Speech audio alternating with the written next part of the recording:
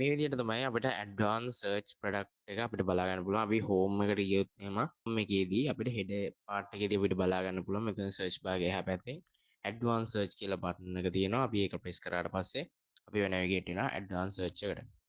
මෙතනදී අපිට බලා ගන්න පුළුවන් මෙතනදී හෙඩර් සෙක්ෂන් එකක් තියෙනවා. මෙතනදී අපිට සර්ච් කරන්න පුළුවන්. ඊට පස්සේ අපිට බලා ගන්න පුළුවන් මේ විදිහට අපි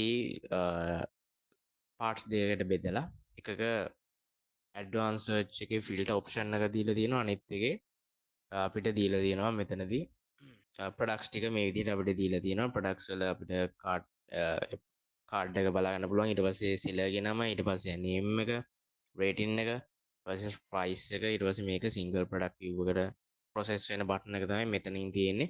ඊට පස්සේ මෙතන ෂෝට් බයි එකක් දීලා තියෙනවා. මෙතනෙත් අපිට කැටගරයිස් කරගන්න පුළුවන් ප්‍රොඩක්ට්ස් ටික. මේක සිලෙක්ට් කරලා apply filters කියලා දුන්නාම මේකෙදී අපිට අවශ්‍ය කරන දේවල් අවශ්‍ය කරන ප්‍රොඩක්ට්ස් ටික විතරයි අපිට ඩිස්ප්ලේ කරන්නේ. විසුවල් ගත්තාම අපි මෙතන session start එක මුලින්ම දීලා තිනවා. session start එකේදී මෙතනදී already set වෙලාද තියෙන්නේ කියලා මෙතනින් check කරගන්නවා.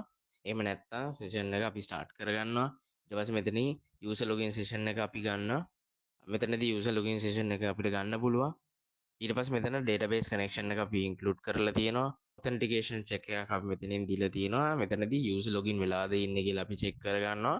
එහෙම නැත්නම් authcheck.php ෆයිල් එක රන් වෙලා ඒක අපි check කරගන්නවා. ඊට පස්සේ remember me අපි tokens check කරගන්නවා.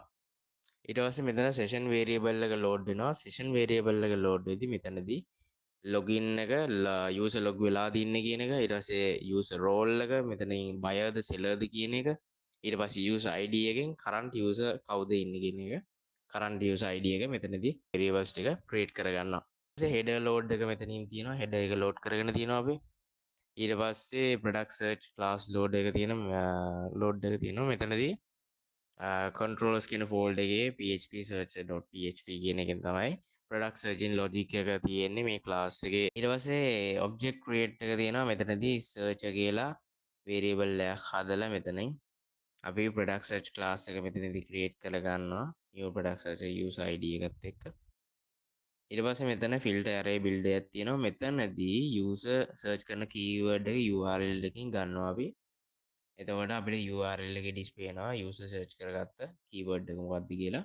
category field එක තියෙනවා. මෙතනින් user category field එක select කරගන්නවා. එතකොට level field එක තියෙනවා මෙතන beginner intermediate advanced කියන එක. ඊට පස්සේ price field එක තියෙනවා. price min price max. ඊළඟට rating field එක තියෙනවා. minimum rating field එක. default sorting එක විදිහට අපි news products කියලා දීලා තියෙන්නේ. එතකොට මේ sort option වලදී news තියෙනවා. ඊට පස්සේ price low එක තියෙනවා. ඊට පස්සේ price high එක තියෙනවා. rating එක තියෙනවා. මේ විදිහට අපි sort කරගෙන තියෙනවා. pagination process එක අපි ගත්තොත් එimhe current page එක අපි URL එකෙන් page number එක මෙතනදී ගන්නවා. එතකොට page number එක අරගෙන item per page එක අපි 12යි දාන්නේ. එතකොට හැම page එකකටම 12යි තියෙන්නේ. products 12යි display වෙන්න පුළුවන්.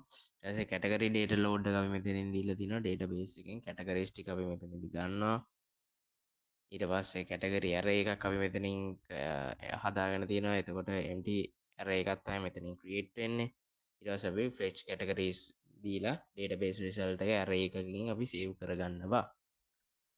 ඊට පස්සේ total product count එක ගත්තොත් එහෙනම් මෙතනින් filters apply කරලා matching products count එක තමයි මෙතනින් display වෙන්නේ. ඊට පස්සේ total page calculate එකෙන් products තියෙන ගාන per page කොච්චර තියෙනවද කියලා බලලා ඒක බෙදුවහම එන ගාන තමයි pages කොච්චරක් තියෙනවද කියන අපිට display වෙන්නේ.